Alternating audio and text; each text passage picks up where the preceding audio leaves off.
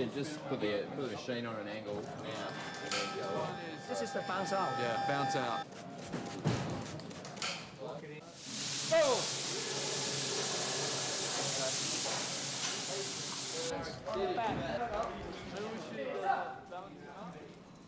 If there's one way to do it, and there's the easier way and the harder way, it's beautifully the harder way.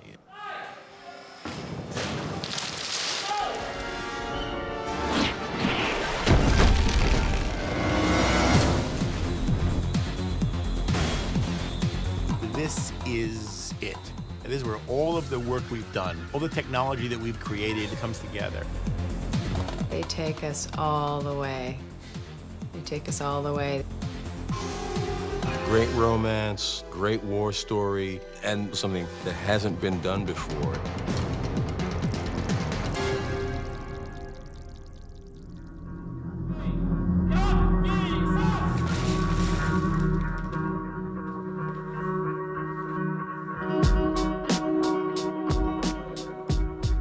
What are we on, day 247 or something? I'm sad, I'm happy, I'm relieved, I'm overjoyed, I'm depressed. I've been living with this character, with these good people. I've been working on this piece since 1997. The amount of time and what I've had a chance to participate in and what I've seen other actors do has just been inspiring. The Wachowski brothers were literally shooting every day for 270 days, almost a year of shooting. It was an incredible task. Because it's such a long period of our lives, and you know, we've all been together through a lot of fun and hard work and a lot of tragedy and sadness and a lot of happiness and joy. Every day coming to work is, for me, the highlight. So, I'll miss that.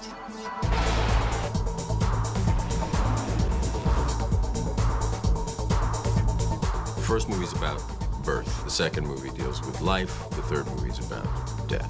3 seems to come back down to this head-on collision that's going to happen between Neo and Smith and the defense of Zion, and they are also inextricably linked together. We actually get to see the real confrontation. If this is it, this is going to be the takedown. One of us is going to win, one of us is going to lose. And ultimately, everything is lost and everything is gained. In less than 12 hours, the machines will breach the dock walls. We've seen that once the machines are inside the city, the odds of our survival decrease dramatically. Has that been word from the Nebuchadnezzar? None, and at this point, there's no reason to expect that there ever will be. Perhaps. But we can hope. Revolutions was like this wonderful poem on love and life and death. All about trusting and having belief and having faith and fighting for that which you believe in. That in the darkness, if there's light, it will always prevail. The nature of a reality and a alternate reality. It's an epic, but it's an epic in postmodern terms, postmodern conditions, and yet it's timeless, because all great epics transcend any historical period. And I think in the end, The Matrix will also transcend its historical period. It is a strong love story. It is a strong philosophical movie. It is a war movie. It is a giant action movie. It is kung fu. It brings everything together. His neural patterns don't read like someone who's in a coma. The strange thing is, I see these patterns all the time. Where? On someone jacked in. At the end of Reloaded, Neo finds himself caught in a construct made by the Merovingian. He ends up disconnecting himself from his mind, and in this, I suppose it's like a purgatory. My name is Sati. I'm at the train station. It functions as a realm of the programs, the crossover from being part of the machine world to the Matrix, where they're liberated. To get from one world to this other world, Neo has to go through the train man. Who are you? The train man is kind of like the ferryman crossing the River Styx. But the train man is not necessarily a very cooperative person.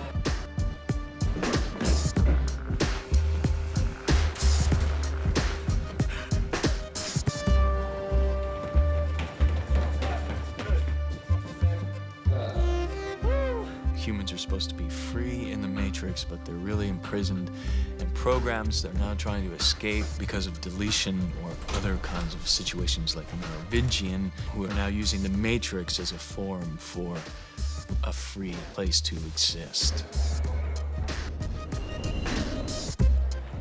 Dealing with kind of the evolution of entities, programs, humans, machines, and nature.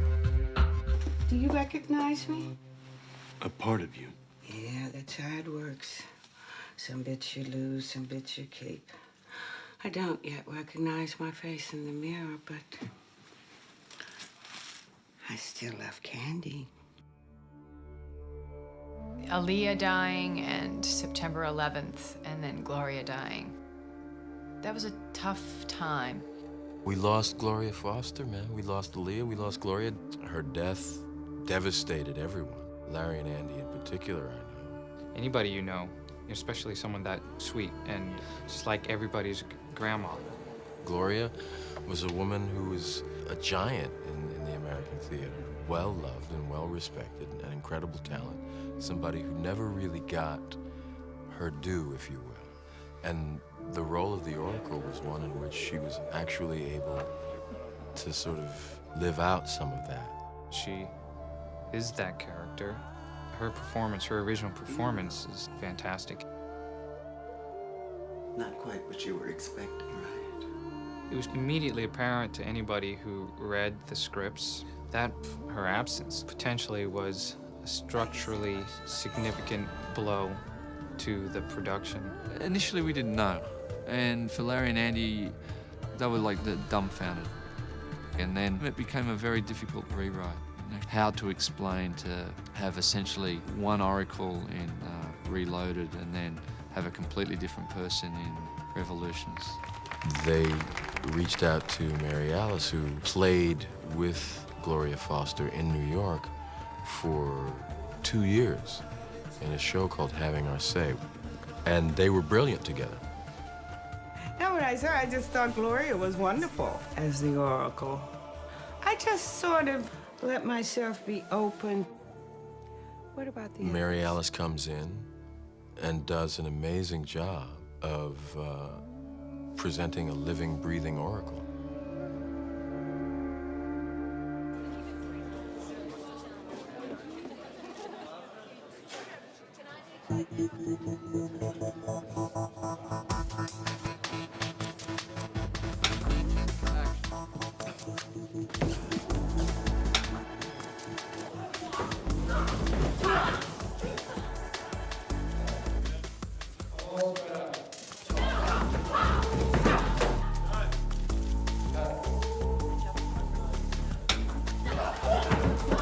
The saga of making the movie was as full of drama and thrills and chills and excitement as the movie themselves. Keanu and Carrie and Jada, Lawrence, Hugo, I mean, they really worked hard. Can I take your... Oh, my God.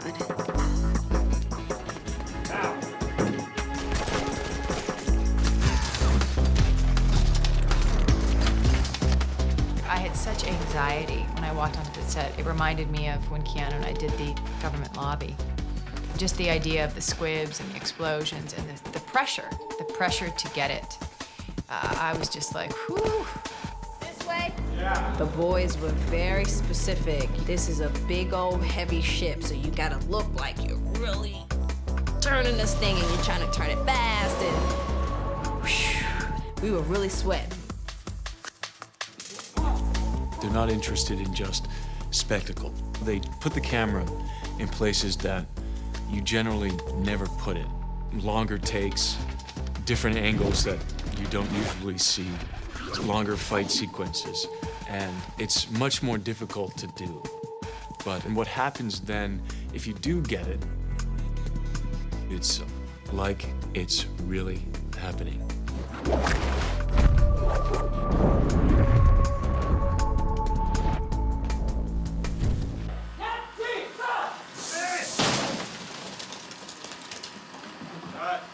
Good. Are you okay? Okay, everyone. Oh, I thought he was saying my head. Diving. I have to kick this guy and he goes through the wall. And every time I did the kick, I had my eyes closed until they said he was okay. Because I was so afraid he was just gonna like get a concussion or hurt himself or, oh, that was so crazy. Those guys are crazy.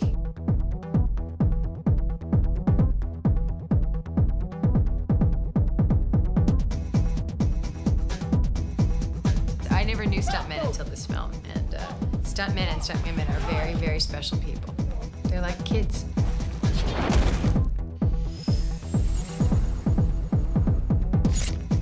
I'm always surprised by the shots that they can come up with.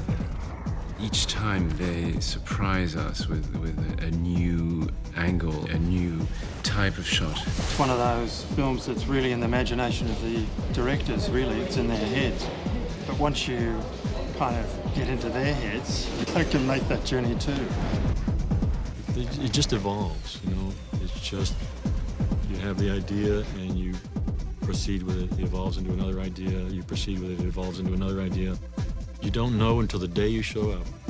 Oftentimes it's Larry with a finder and Andrew at the monitor. And they find the scene. Well, should we put the camera here? Should we put it here? Should we put it there? It's been great to be a part of that creative process with that.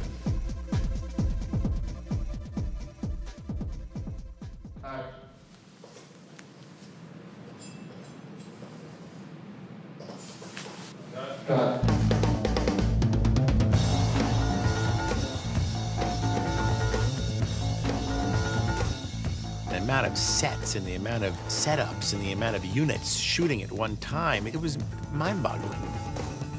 It takes an army of people doing the conceptual drawings, the storyboards, physically building those things, painting them. Larry and Andy and Bill Pope standing on that set and directing and photographing the actors. And then add to it visual effects. What's a pod-born pencil neck like you doing volunteering for my corps? I want to do my part, sir. We gotta hold the dock. How old are you, kid? 18. Should have said 16. I might have believed that. Machines don't care how old I am. They'll kill me just the same. The siege is where all the bruises came from, and it's gonna be well worth every bruise. Siege is the climactic confrontation between man and machine in the tradition of Jeff Darrow. It would be very, very, very dense frame. Jeff Darrow established a lot of the design with these massive drawings where every single bolt was detailed and every bit of rust had a line. The challenge of making that into the Siege was massive. It's really an epic sequence. I mean, it is just huge. It uses everything that a filmmaker has at his disposal to create something gigantic. Full of live-action photography, integrated with CGI photography, integrated with miniature work. The amount of art and technology that's had to come together in such a short period of time is pretty much second to none. You have to get everybody together, work it out. First it comes from the brothers, then it goes to Owen, and then it goes to John, and it comes to me, and we just slowly hammer it out. What does it really look like? What does it look like finally on celluloid? We're standing on the dock set at the moment, and you can see all these fantastic sentinels. Larry and Andy like to have some physical set into which to place a visual effect. It's something that could not have been done ever until right now.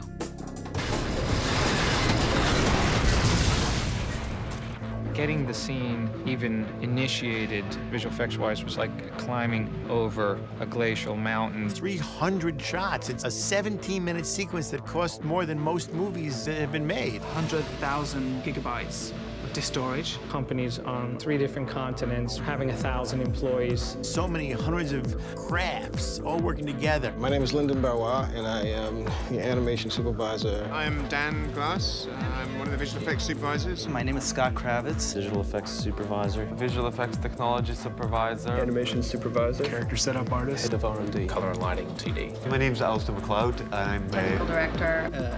What am I worked on the hair tool. Randy, like animator. Animated. Animator. Animator. Animator. Animator. Lead animator on the Siege. The scene has been drawn visualized, discussed, tested for a solid 2 years now. It was extraordinary just looking at that animation, you know, and that was just a rough idea of what was going to happen. They prevised this entire sequence. So more often than not, we use the previs as the Bible. They had this amazing APU and all its accoutrements. Which is essentially a robot that they sit in the seat of. Again, it came from a drawing that Jeff did. It was a huge effort to kind of construct that. One of my great pleasures was to show them one of these drawings. As soon as they started laughing, I knew I did what they wanted. 10 tons of metal, he could make it shoot all over the place. So the other part of the set that was made was a human carriage. It's got all these fantastically dramatic moves, which are all run off the animation cycle that John Gator's team at Escape have worked out. As an animator, you actually got to drive those performances beforehand. So those performances are already tailored to an action that you've developed. It was like being in the ultimate PlayStation game, you know? You were actually in the game, to be in there shooting down these bad guys and being the last man standing.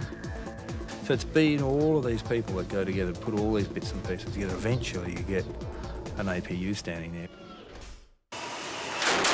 We have launched a miniature unit working specifically on things that just get destroyed.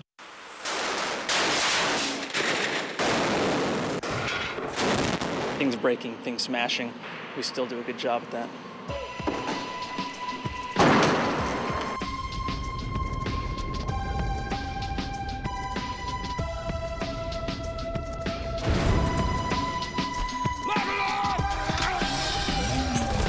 When you are a good filmmaker, you know how to use CGI. It is an incredible tool.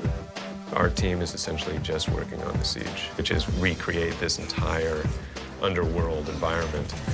The dock, the characters, the platforms, the subfloor, throwing in all of our thousands of sentinel swarms. The biggest CG battle that I've seen in a film. So it's a real mishmash of real art-directed physical objects, actors, digital creatures, miniatures, and computer graphics.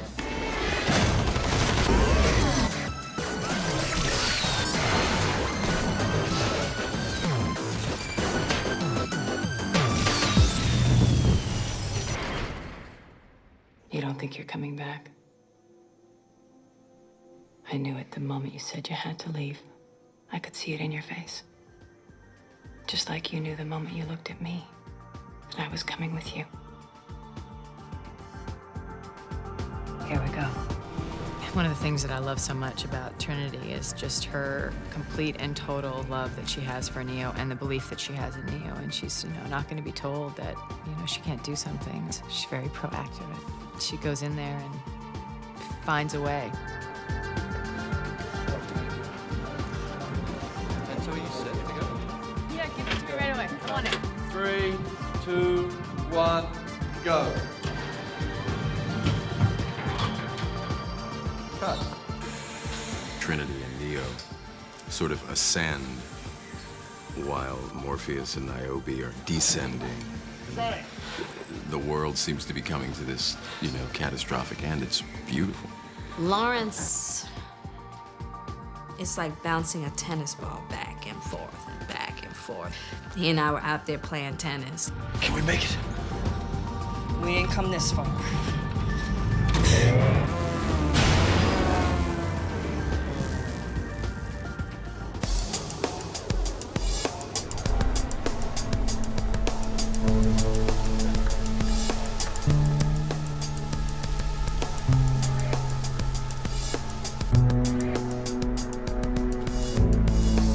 Smiths are meant to be all the same, and yet, do you dissipate the energy of Smith for a viewing audience if there isn't one central Smith? Does the viewer really want there to be one central, extremely bad Smith that they can kind of focus on?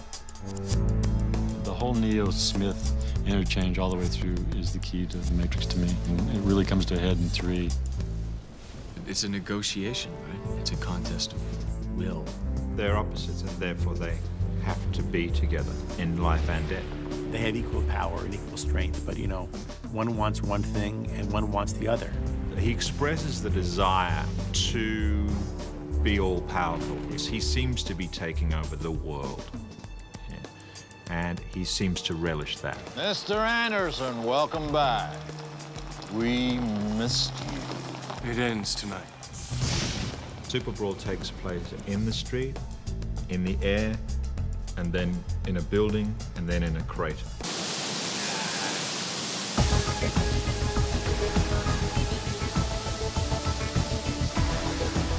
Rain was unbelievable. They couldn't get much done. It was the highest example of like, da-da-da, cut, okay, set up. And a setup would take a long time. So they'd have to dry the guys. But it was, you know, that was crazy. That's a crazy scene. The challenge was getting a hell of a lot of water in and getting a hell of a lot of water out without flooding the whole studio. Matrix code was originally conceived to look like rain. It was supposed to look like water coming down the screen. So when you actually have rain, you of course want to allude to the Matrix code rain. So we wanted fat rain, which we ended up calling chubby rain, large nozzles and huge amounts of water. The rain was so heavy that it was hard to speak without starting to have bubbles and streams of water running out of your mouth. We did one little piece. We had like 78 takes, and then went back the next day and did another 15 or something like that.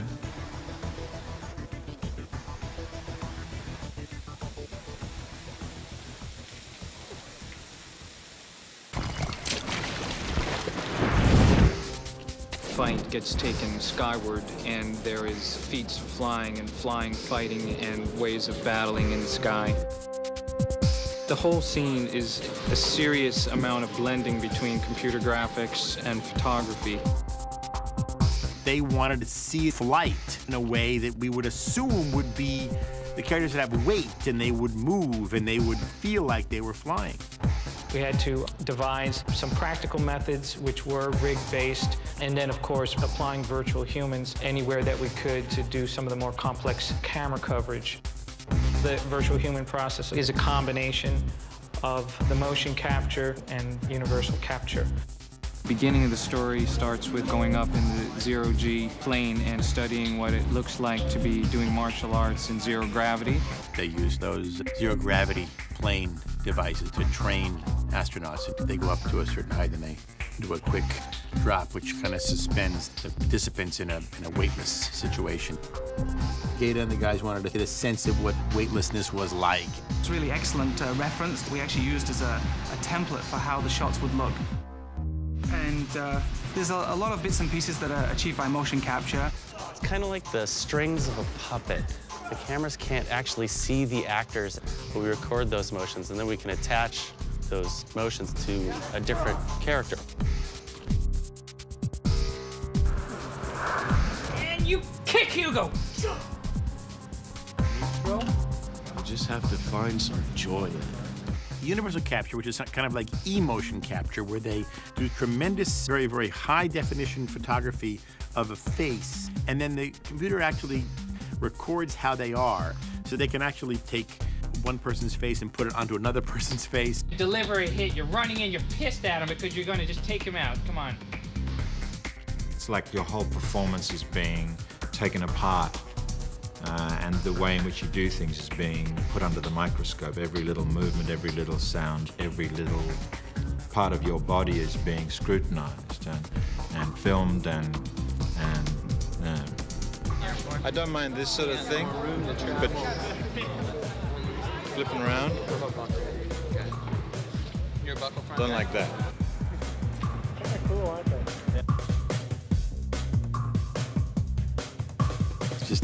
Takes place all around you and above you and below you.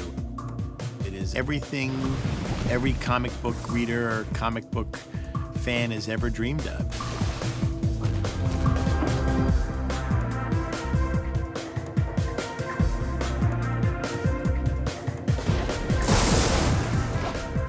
Folks, the gate's good. So that would be a motion picture wrap on Morpheus, Lawrence Fishburne on Matrix Reloaded.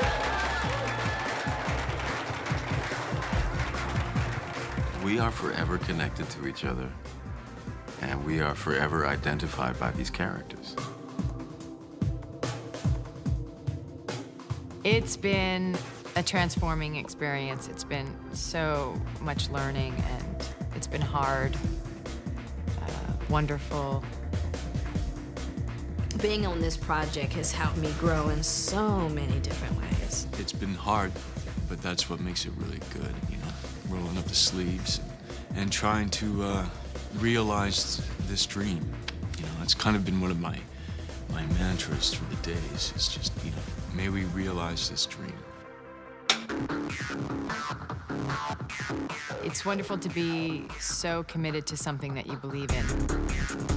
There just aren't many projects like The Matrix. This is the only movie I would have sacrificed 2 years of my life for. This is the only one. People took the most extraordinary things out of the first one. This one will be no different. It's an evergreen. It's going to be around for a long time, a long, long, long, long time. Hopefully we'll have fun, things to think about, things to talk about, and we'll create some moments about being excited, going to the movies. Everything that has a beginning has an end.